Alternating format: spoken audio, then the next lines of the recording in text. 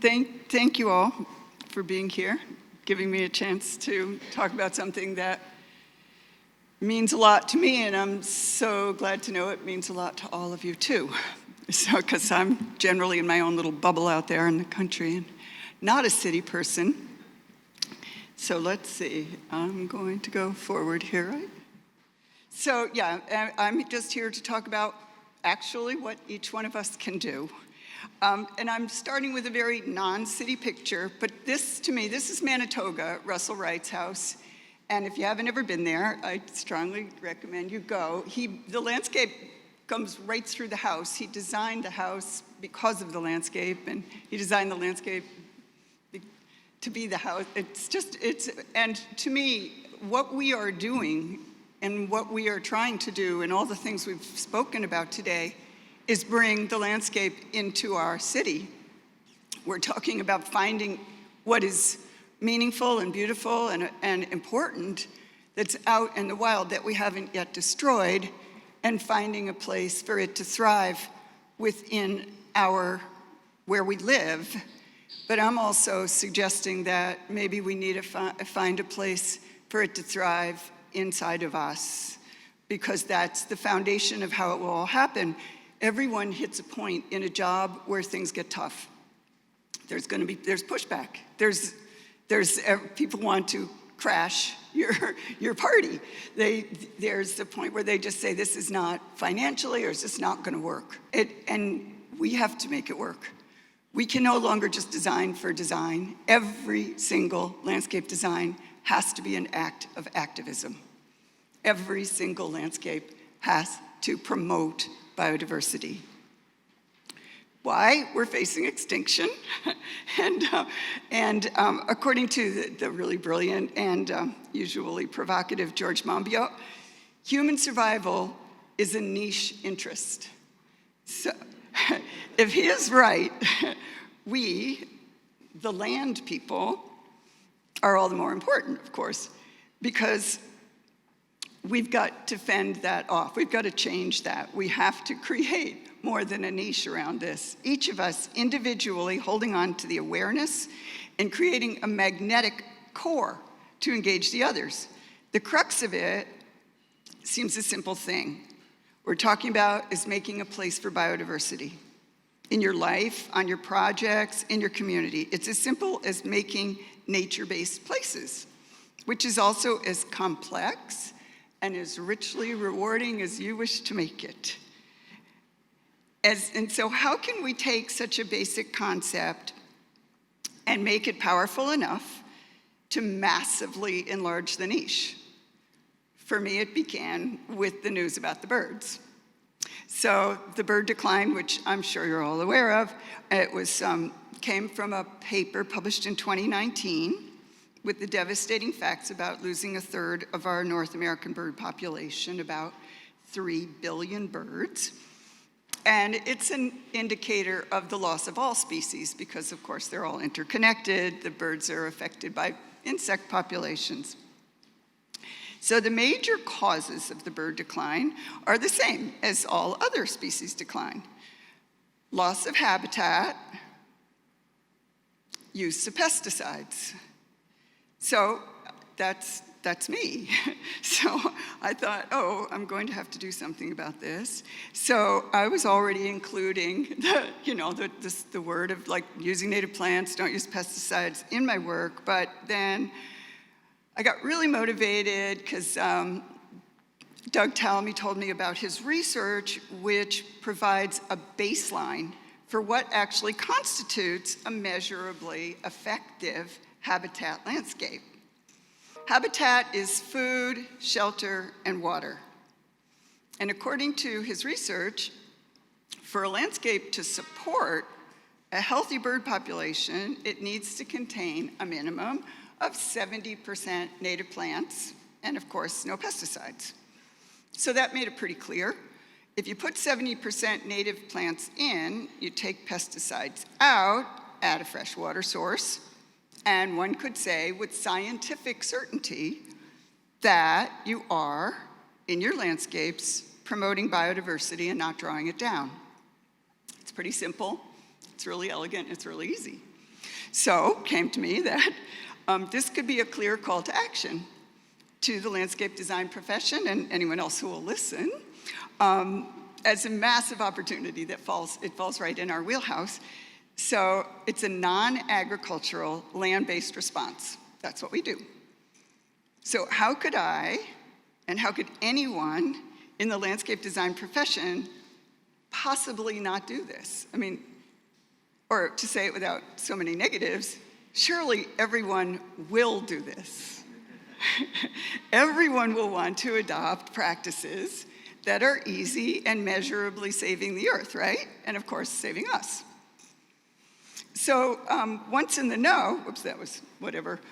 Once in the know, like, could you ever design or plant another landscape that is reducing our bird population and our insect populations and endangering the future of our own species? Because once you know that this is basic, 70% pet natives, no pesticides, add some water, and you know decisively that whether you're doing bad or good, and then you can set the bar for everybody else. And it is not just a path to ecological righteousness. It's actually a pure joy for everyone involved. So I decided to try and make sure that everybody would know about this massive revelation of mine. And make sure that no one has an excuse for ever designing another food desert landscape. So, since the goal of 70% is pretty close to 2/3, and 2/3 rhymes with birds, I decided I would do this, 2/3 for the birds. Plant 2 natives for every 3 plants, use no pesticides, and don't look back. Start with whatever you've got and just start adding native plants. The only thing to remove is invasives. Don't worry about the exotives you got. You've got a whole third. So, you just start adding natives, but you do have to get rid of the pesticides. And I know that there are lots of arguments that pesticides are necessary in cases, but talk to me. Let's discuss that case by case. It's a challenge, yeah. So, I started it's a website, because I run already a nonprofit called Perfect Earth Project, and this is an initiative that I felt that, it's actually true in spite of all we do. People respond a lot more immediately to animals than plants, so the bird thing is the way to do this. And so go on the website. It's 2/3 for the birds. It's a community resource center. That's it. You put your name on the list. You put your name out there to the world that you are doing this. The other people on the list, they're your community. You're keeping an eye on each other. You can share. There's a space on the website where you can share your lessons learned, because we in the garden community, what do we do when we get together? We talk about all the plants we killed. That's not really what happens in the nonprofit world. Or even when you're talking to clients, but that's really where you learn. That's where you learn. Those are the stories we need to share. But we can do it privately if you like. But you can download our free graphics and you can apply them to your jobs. You can say that you're 2/3ing. On every job, you can say your office is 2/3ing. You can encourage your clients to understand there is no cost, there's no regulatory body, there's no regulations, no reporting, absolutely no barriers to success. You will comply from your heart and your mind, and you will start seeing every single landscape differently. You'll look at it. Is it helping or harming? Is it beautiful to humans and providing for all the other life forms on Earth? So the majority of our ornamental landscapes are designed and maintained pretty much as a business model. That's the kind of thing I know you've all been up against. It's based on a chemical and mechanical extractive food growing practices that are not really relevant to what we do and not really relevant to what we're going to have to do going forward. We plant in tidy shapes and spaces. We fertilize, we push growth, but instead of eating what we grew, we chop it up and take it to the landfill. And then, because we took away the food that those plants made for themselves, we have to buy inputs to replace it. Foreign inputs, fertilizers, and we use pesticides because we've weakened the plants. They can't defend themselves well. And if anything else tries to eat those plants which we aren't eating,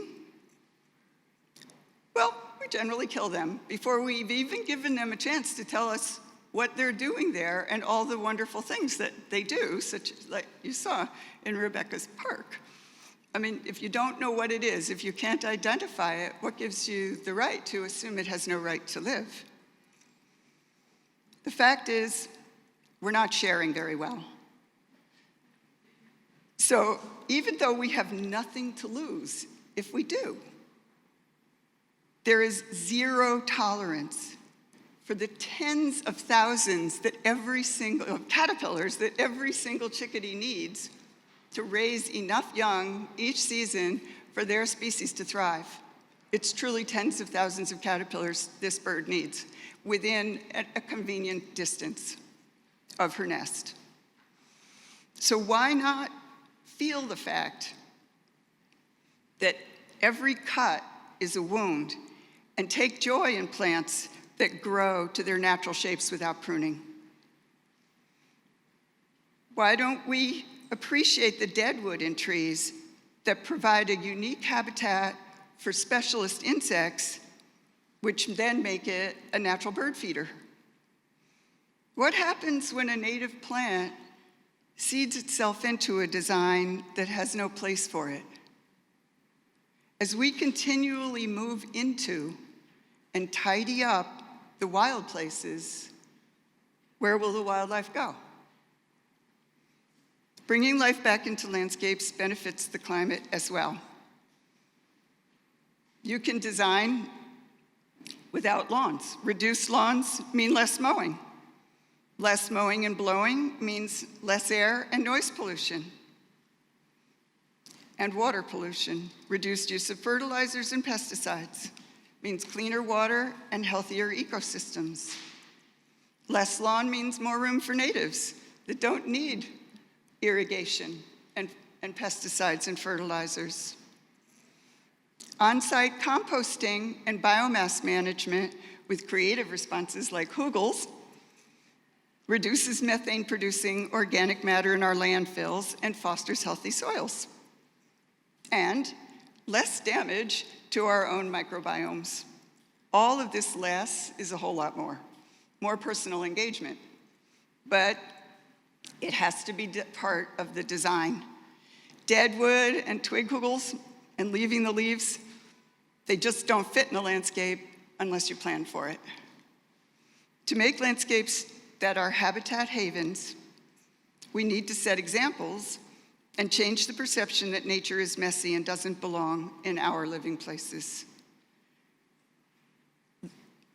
Why do we have a fear of nature in our yards? I think I reread the Wilderness and the American Mind not long ago, and I think that gives us a lot of background on that. It's sort of a classic, you probably read it, but of course a nature-based landscape is different from a lobby or a living room where leaves and insects would definitely be out of place, but we're looking for that in our landscapes now. And that tidy look is the direction that we cannot go. Our designs have become so reduced and so simplistic and controlled, which is actually the opposite of nature. Nature looks messy. Nature is so fabulously, beautifully designed. Can we engage our clients and our communities to see it that way? To stop being afraid of what they don't understand. I recently read a story in a style magazine about a landscape that sort of personifies that. And the landscape architect was quoted, I hope he's not here, as saying that he wanted it to look like Joan Crawford lived there. It should be manicured, sharp, and clean. And I thought, oh dear, where's the life? Because for every single bird, you need a lot of bugs. And so can we move our nation's landscapes away from the idea that the sanitized look is aspirational? The more control, the more money you've spent, the more status you have, we need to turn that on its head. We are losing our connection to nature, and in the end, it's our relationship to nature that will drive our ability to repair the damage we are doing and avoid the havoc that will be caused by continuing to destroy habitat and pushing the demise of all the little wild lives that support us. So, start with a commitment, a full-on commitment. It's sort of like the difference between, you're all doing it, but have you thought about the difference between living together and getting married? It's different, right, Charles? It's a world of difference. Well, I could talk about when I got married, but that's less interesting. So it's a world of difference. And if you cheat, it's just plain old not the same relationship. You will be faced with challenges. I mean, what about that giant wrecking ball that's heading our way? Keep that in mind, because there is always an answer that nature will provide. But we have to find them together. We have to resist taking the easy way out and share and look together. But if you hold that commitment in your heart and in your mind, you can perhaps increase the members in that niche. So then take that commitment to your office, to your employers, to your clients. Is every single person in every organization you work with willing to consider and perhaps sign on to this commitment? It's pretty darn simple. It's not really asking a lot, and it's going to make all the difference. If your commitment stands firm, you can't actually do wrong, because you're on the side of life. And if everything we do on any given piece of land starts with a single-minded consciousness, the moment you step on the land, you and everyone else involved in the project makes a commitment. I am here to do no harm. We will need to learn to let go a bit, because to design for and with nature, you have to give the magic of nature a chance. Nature will have to do some of the designing with you, and that's why I love that example that Rebecca had about the assisted successional, because that's a landscape is never done. Do you want to give birth to a child that's already off to college or starting a career? No, it's a process. It's a process. And when people want a landscape that's done, you have to say, not done, not going to be done. It's going to change. Every time you come home, every time you come to your park, every time you come back to this landscape, it will be different forever. And it is fascinating. And it will be wild. And you will be courageous. So we're here to discuss the future of one city that's sitting smack in the path of climate change. And we saw many projects that are hopefully going to make a huge difference in doing so. But the only way that any of our projects, built, unbuilt, hoped for, is ever going to work is if every single person involved is behind it and has a commitment. Because you can't move the bureaucracies if the bureaucracies don't feel the same way. You can't move. I mean, you're just pushing it uphill. And we're not going to make the difference we need to make in the time we need to make it.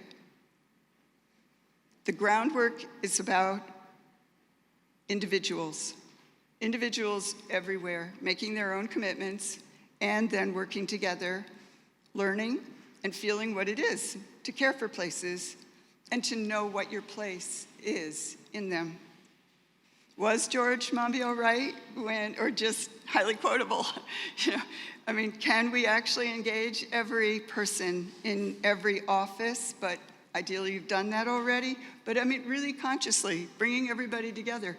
I'm not asking you to go out and organize your community. Everybody's all, we're all too busy for that. It's simply put your name on our list. Put your name out there. Tell the world you're doing it. Tell everyone in your office you're doing it. Tell everyone you work with you're doing it. And hold them to the same standard. That the smallest patch to the biggest patch. No one is too small, no job is too small, no job is too big. Every one of these places will ultimately has to come together. And we will heal the planet by each of us finding joy in the fabulous mess that is nature. So join the community. And I have a little treat for you that Lori made. When the red, red robin comes bobbing along, there'll be no more sobbing when he starts throbbing his old sweet song.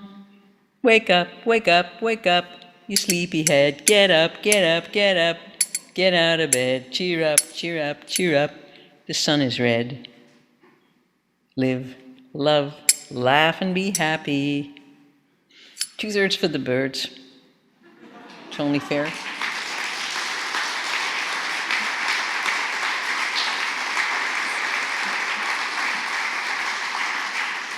So this will be going up on Instagram soon. You're the first ones to see it.